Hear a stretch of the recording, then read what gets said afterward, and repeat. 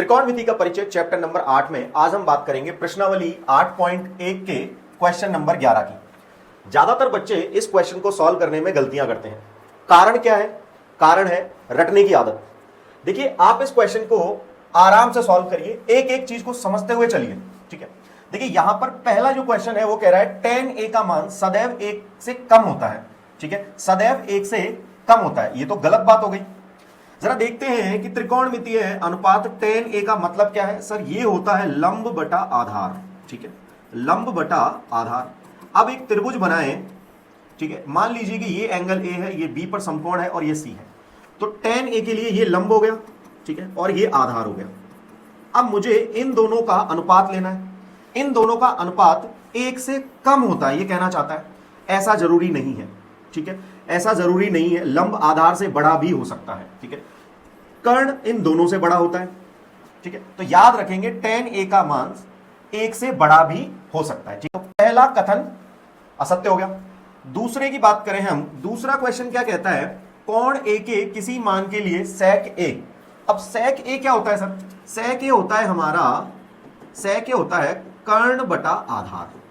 ठीक है, कर्ण बटा आधार।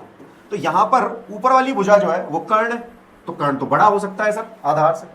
तो इसका मतलब ये किसी कोण a के लिए sec a का ये मान हो सकता है। अगला थर्ड cos a की बात करें, cos a कोण a के कोसेकेंट के प्रयुक्त एक संक्षिप्त रूप है। नहीं, ऐसा नहीं है। कोसेकेंट का संक्षिप्त रूप होता है कोसेक a। ठीक है, कोसेकेंट के लिए आप लिखोगे यदि, तो कोसेक a लिखा जाएगा सर। कोसेकेंट का सूक्ष्म या संक्षिप्त रूप क्या होता है? Cosec a। फिर cos a का, cos a किसका संक्षिप्त रूप है सर? तो ये होता है कोसाइन का। ठीक है, कोसाइन का संक्षिप्त रूप आप लिखोगे तो आप cos काम में लोगे। ठीक है, a कोण के लिए आपको कोसाइन लिखना है तो आप उसे cos से लिख सकते हो। ठीक है, तो ये क्या हो गया? ये भी असत्य हो गया। अब आता है cot a। cot और a का गुणनफल होता है, नहीं, ये तो गलत हो गया। ठीक है, ये हम पहले भी बात कर चुके हैं कि ये दोनों का गुणनफल नहीं होता है। ठीक है, अगला फिफ्थ है, किसी भी कोण थीटा के लिए साइन थीटा 4/3 होता है, 4/3। तो साइन थीटा के लिए बात करोगे तो साइन थीटा होता है सर लंब बटा कर्ण, लंब बटा कर्ण।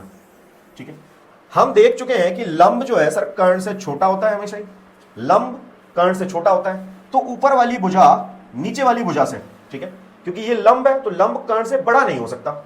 तो किसी भी कोण थीटा के लिए साइन थीटा 4/3 नहीं हो सकता है। यह कथन भी असत्य हो गया।